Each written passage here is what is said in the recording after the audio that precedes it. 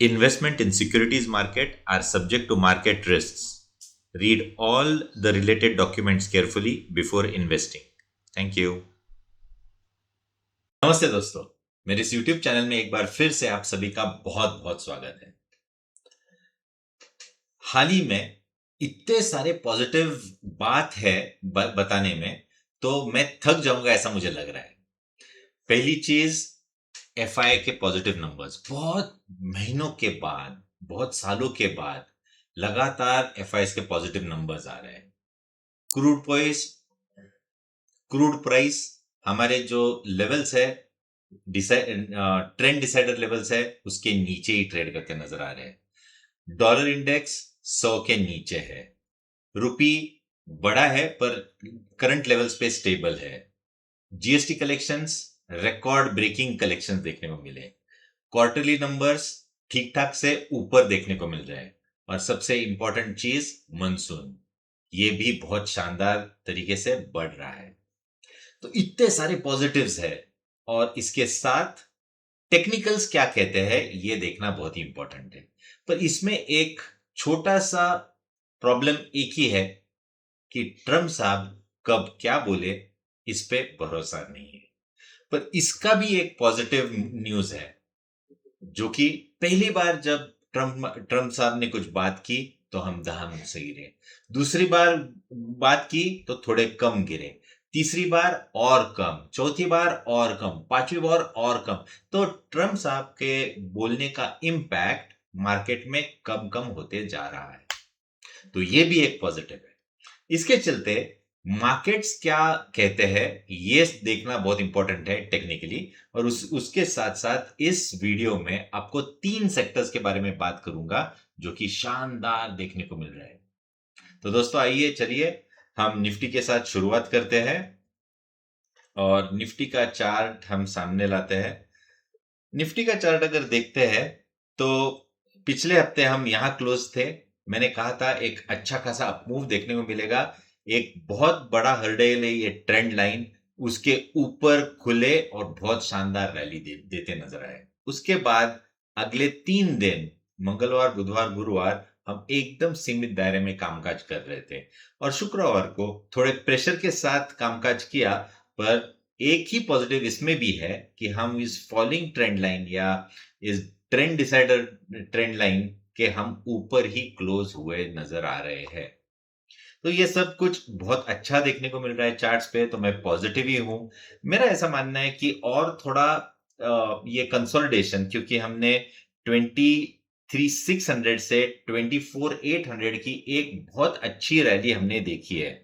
ये देखिए, ये इसके बारे में बात कर रहा हूं। तो इधर से एक बहुत अच्छी रैली देखी है। अभी थोड़े दिन अगर हम इसी दरमियान अगर ट्रेड करते नजर आएंगे इसी दरमियान, तो कोई खराब नहीं है।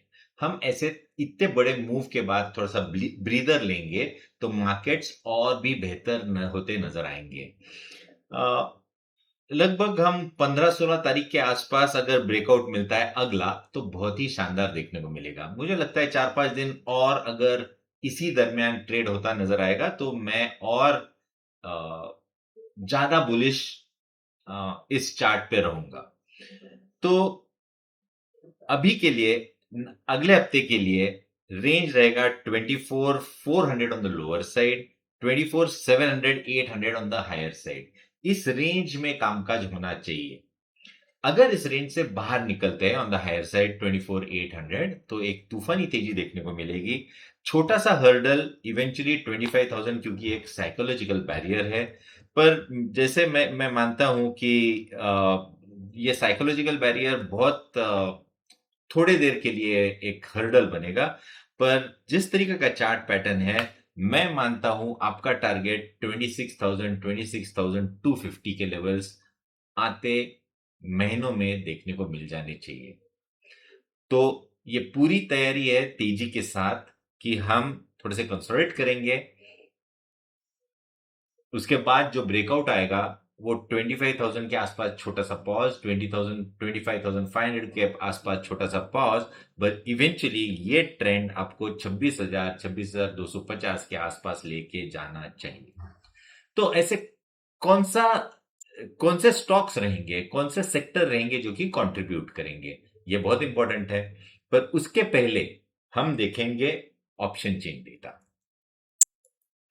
ऑप्शन चेन डेटा अगर देखते हैं दोस्तों, तो ऑन द लोअर साइड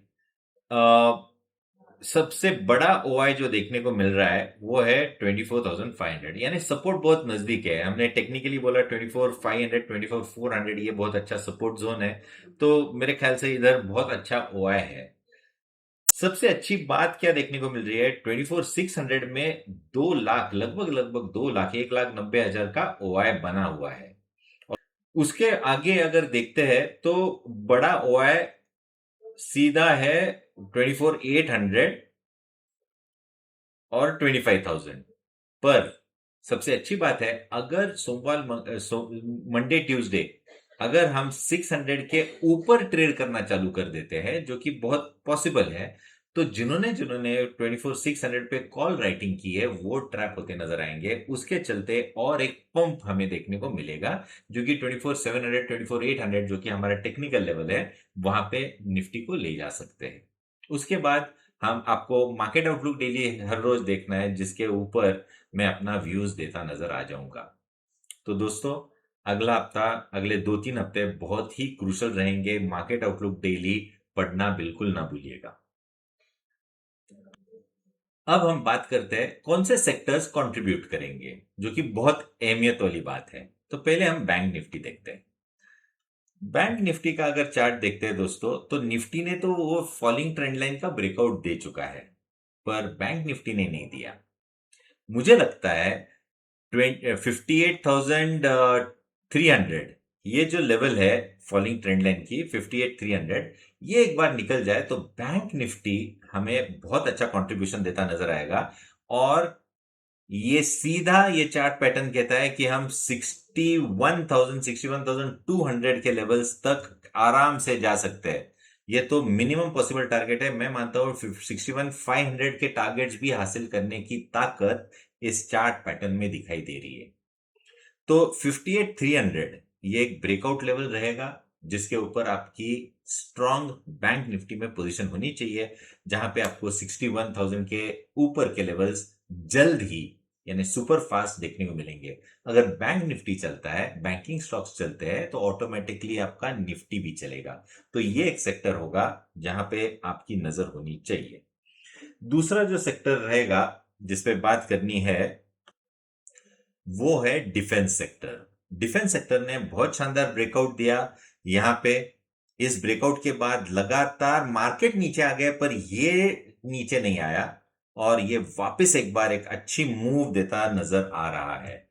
मेरा मानना है all open blue sky territory में जा चुका है, जिसके कारण रेजिस्टेंस नहीं है। तो आपको डिफेंस सेक्टर के स्टॉक्स देखने चाहिए, वहां पे आपको मार्केट आउट परफॉर्मेंस वाले काउंटर्स देखने को मिलेंगे। पिछले हफ्ते भी मैंने ये सेक्टर कवर किया था, Nifty large mid cap 250 stocks. ये सेक्टर के स्टॉक्स भी बहुत ही अच्छे ट्रायंगुलर पैसेंडिंग ट्रायंगल पैटर्न पे ट्रेड कर रहा है। ब्रेकआउट हुआ नहीं है। 17,000 का उसका ब्रेकआउट वैल्यू है। 16,950 के आसपास की क्लोजिंग है। 17,000 के बाद ये भी काउंटर्स है जहां पे एक बहुत बड़ी अपमूव आपको जरूर देखने को मिल जानी चाहिए। तीसरा सेक्टर जहां पे आपकी नजर होनी चाहिए वो है निफ्टी 500 स्टॉक्स। निफ्टी 500 स्टॉक्स भी एक बहुत ही अच्छे पैटर्न में है। इसका भी ब्रेकआउट 24,000 का लेवल है। 23,700 पे ट्रेड कर रहा है। 300 पॉइंट के ऊपर की क्लोजिंग, और इधर भी एक बहुत अच्छी अपमूव हमें देखने को मिलेगी। इस चार्ट पैटर्न को देखते हुए ये पता चलता है कि लगभग लगभग 2 सालों के बाद के कंसोलिडेशन के बाद ये सेक्टर वापस एक बार रेकनिंग में आ रहा है। तो ऐसे स्टॉक्स को भूलना नहीं चाहिए, इस पे नजर रखनी चाहिए। यहीं पे आपको बड़ा पैसा बनता नजर आ जाएगा। दोस्तों, अब चलते हैं हम पुट कॉल रेशो, जो कि बहुत इंपॉर्टेंट है। हमने हमारे एग्जिस्टिंग ऑप्शन स्टूडेंट्स के लिए स्पेशल बैच ली थी, जो कि फ्री थी। उनको स्ट्रैटेजी समझाई, और देखिए उस स्ट्रैटेजी ने कमाल करके दिखाया है। 2 हफ्तों से बहुत अच्छा मूव्स आए हैं, जो मेरे ख्याल से सबने कैप्चर किए होंगे। अभी भी मैं मानता हूं कि ये पिछले हफ्ते मैंने कहा था 0.8 के आसपास आपको एक्यूमुलेशन चालू कर देना चाहिए। पिछले हफ्ते आपको 0.8 की वैल्यू मिली, उधर से निफ्टी बहुत शानदार मूव देता नजर आ गया, तो वो भी आपने बिल्कुल कैप्चर किया होगा। अभी इस हफ्ते के लिए मैं मानता हूं वापस एक बार 0.8 के आसपास आता है पीसीआर, तो आपको वापस एक बार एक्यूमुलेट करना चाहिए। डिस्ट्रीब्यूशन 1.25 के ऊपर ही होना चाहिए, उसके पहले प्रॉफिट बुकिंग करने की जल्दबाजी मत कीजिएगा, क्योंकि जब एक मूव आती है तो एक बहुत बड़ी मूव आप कैप्चर कर पाओगे। तो थोड़ा सा पेशेंस रखना चाहिए। इस स्ट्रेटेजी के लिए patience is the name of the game, और अगर आप ये करते हैं तो एक बहुत अच्छा मूव आप पॉकेट कर सकते हैं। मैंने निफ्टी के टारगेट्स बताए, बैंक निफ्टी का मूव बताया। तो अगर आपको नीचे में अच्छे लेवल्स पे एक्यूमुलेशन करने को मिलता है और ब्रेकआउट के बाद आप उसको सिर्फ ट्रेलिंग स्टॉप लॉस का इस्तेमाल करते हैं पीसीआर को देखते हुए, तो आपको बहुत बड़ी मूव कैप्चर करने को जरूर मिलेगी। दोस्तों, तो इस हफ्ते हमने बहुत कुछ देखा, पीसीआर की स्ट्रेटेजी देखी, सेक्टर्स देखे, टारगेट्स देखने को मिले, और थोड़े से कंसल्टेशन के बाद अगर ब्रेकआउट आते हैं तो बड़े मूव्स कैप्चर करने की तैयारी रखिए। दोस्तों, इसी नोट पे इस हफ्ते के लिए इतना ही। अगले हफ्ते वापस मिलेंगे, तब तक के लिए आज्ञा दीजिए। नमस्ते।